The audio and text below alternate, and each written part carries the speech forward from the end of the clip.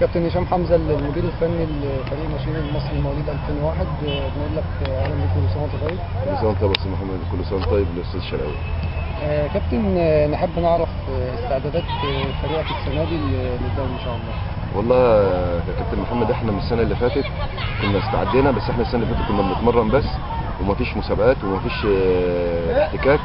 السنه دي احنا بنتعشم ان يبقى في مهرجانات، يبقى في بطوله للولاد اللي هم مواليد 2001 عشان العجله تمشي والدنيا تمشي يعني، ونتمنى يعني ان شاء الله ربنا يوفق. يا كابتن بالنسبه لابرز العناصر في الفرقه مين؟ انا ما بحبش اقول اسماء، بس هم كلهم ان شاء الله فيهم لعيبه كويسه، وباذن الله يكونوا مستقبل للنادي المصري والبورسعيد والمنتخب مصر ان شاء الله. ان شاء الله بالتوفيق دايما.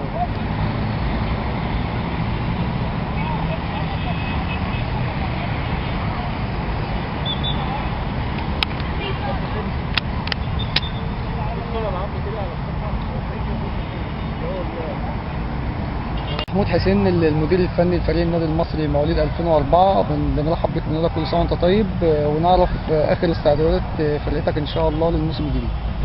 السلام عليكم، كل سنه وانتم طيبين. يعني هو احنا الواحد بيحاول يبني فرقه جديده، يعني لسه ما لعبوش دوري قبل كده، فربنا ييسر كده ونحاول يعني نعمل مجموعه كويسه تشرف النادي المصري وتعمل حاجه للفريق قدام ان شاء الله.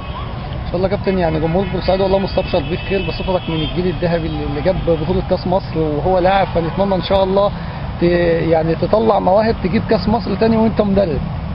والله الواحد يتمنى يعمل كل حاجه للنادي المصري، يعني انت فاهمني، ف يا ريت يطلع لعيب واثنين وثلاثه يساعدوا النادي في اللي احنا فيها ديت، ويا رب يعني العمليه تمشي يعني شويه. يا رب ان شاء الله. كابتن بالنسبه لابرز اللعيبه في الفرقه بتاعتك ان شاء الله.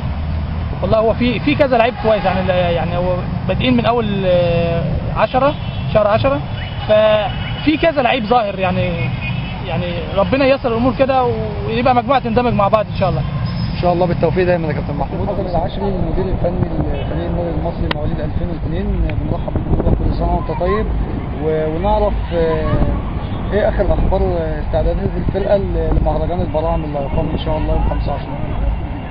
اولا كل سنه وانتم طيبين بمناسبه العام الجديد، وكل سنه وانتم طيب بمناسبه عيد الاضحى ان شاء الله. بالنسبه للدوره دي احنا بنتمنى ان منطقه بورسعيد تعمل اي بطوله للمراحل الناشئين في بورسعيد، يبقى في اي نشاط كروي للبراعم دي، لان هم السنه اللي فاتت بصراحه ان هم ما لعبوش اي بطوله، ولا بطوله منطقه ولا بطوله داخليه ولا حتى خارجيه. يعني الموسم الماضي البراعم بتاعه منطقه بورسعيد كلها اتظلمت من الاحداث اللي احنا عارفينها كلنا، احداث بتمر بها البلد.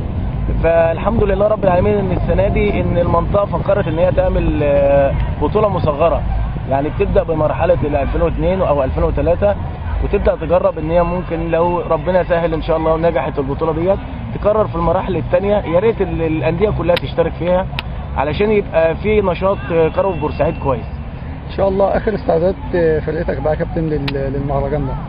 والله الحمد لله احنا يعني انتوا كلكم عارفين ان احنا بدانا في النادي المصري السنه دي متاخر شويه، يعني احنا بدانا فتره اعداد في 1/10 على الانديه الثانيه لظروف معينه جوه النادي المصري. فالحمد لله ان الفرقه كويسه، يعني بالنسبه للماتشات دي ماتشات كويسه للبراعم، هي البراعم هي اللي تستفاد منها، مش مشكله يبقى عندنا النتائج، انما المشكله كلها ان يبقى عندنا لعيبه كويسه. ابرز نجوم الفريق يا كابتن عندك؟ هو بصراحه في زياد وفي مروان وفي اسلام، عندنا لعيبه كتير كويسه عشان هم العدد كبير قوي، فالاسماء دي ممكن تزعل اللعيبه اللي هم يعني لعيبه صغيره، فمش سؤال اخير بقى يا كابتن، توقعاتك ان شاء الله بكره لمباراه مصر وغانا؟ ان شاء الله نتعادل ان شاء الله.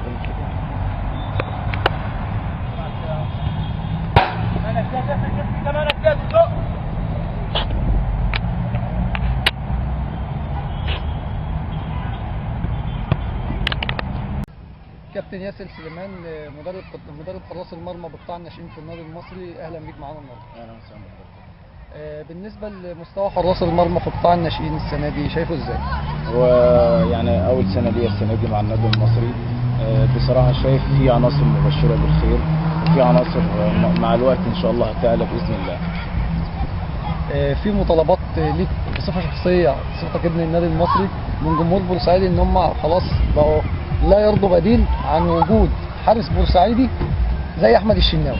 لا ان شاء الله انا بطمنهم باذن الله ان الفتره الجايه باذن الله هيبقى في افضل العنصر يعني في حراسه المرمى، هيبقى في بتاع 4-5 حراس مرمى ان شاء الله هيلعبوا للفريق الاول باذن الله. وان شاء الله يعني احنا في يعني انا والكابتن سيد المنصوري طبعا راجل شغال معايا في حراسه المرمى بصراحه برضه عامل مجهود جبار. فان شاء الله باذن الله يعني الفتره الجايه لمده 20 سنه ما نشتريش حارس من بره باذن الله. ان شااء الله كابتن، ابرز المواهب في حراسه المرمى في القطاع؟ والله انا مش عايز اسمي حد باسمه لان انا ماسك حوالي بتاع 6 فرق، فبصراحه انا شايف ان في عناصر كتيره فيهم كويسه وفي عناصر مع الوقت هتعلى، لكن انا مش عايز اسمي حد باسمه. ان شاء الله بنشكرك.